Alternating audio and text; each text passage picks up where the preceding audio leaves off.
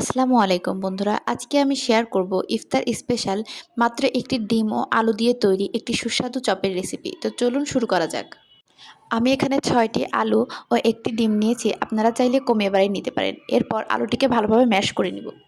এখানে আমি একটি পেঁয়াজ কুচি, একটি বড় সাইজের পেঁয়াজের বেরেস্তা, একটি কাঁচামরিচ কুচি ও ধনেপাতা কুচি নিয়েছি। এবারে এই ম্যাশ করা আলুর মধ্যে একে একে পেঁয়াজ কুচি, মরিচ কুচি, ভেজে রাখা পেঁয়াজ বেরেস্তা দিয়ে দিব।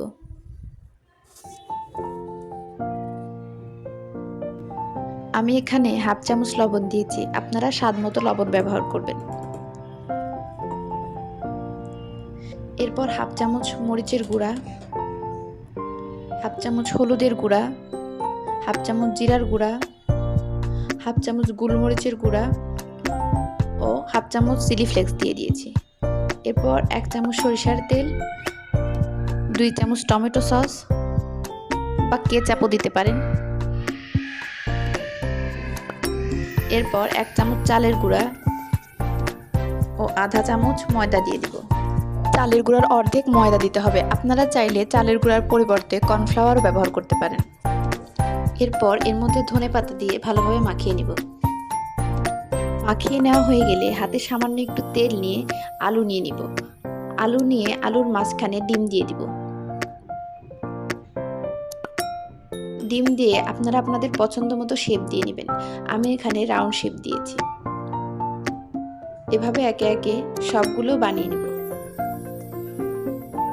আমি অফ ক্যামেরায় সবগুলো বানিয়ে নিয়েছি। আমি 2 ধরনের শেপ দিয়ে বানিয়েছি, আপনারা আপনাদের পছন্দ মতো যে কোনো রকমের শেপ দিয়ে বানাতে পারেন। এবার একটি ডিম নিয়ে ডিমের মধ্যে অল্প একটু লবণ দিয়ে লবণটা ডিমের সাথে ভালোভাবে মিক্স করে নিব।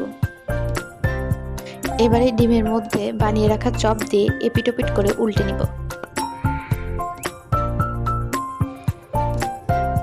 এবার এটাকে ব্রেড ক্রামের মধ্যে দিয়ে এপিটোপিট করে ভালোভাবে ব্রেড ক্রামস দিয়ে কোট করে নিব। ব্রেড ক্রামসটা আমি ব্রেড দিয়ে বাসায় তৈরি করেছিলাম, আপনারা যদি রেসিপিটি চান তাহলে অবশ্যই কমেন্ট করবেন। আমি অফ ক্যামেরায় সবগুলো চপ ব্রেড ক্রামস দিয়ে ভালোভাবে কোট করে নিয়েছি। এবার একটি বক্সে টিস্যু দিয়ে তার উপরে চপগুলোকে ফ্রিজে সংরক্ষণ করতে পারেন। আবারও একটি টিস্যু দিয়ে উপরে চপগুলো রেখে দিব। এভাবে সংরক্ষণ করলে চপগুলো একটার সাথে আরেকটা লেগে যাবে না। আপনাদের সুবিধার্থে আমি কিছু চপ ভেজেও দেখাচ্ছি।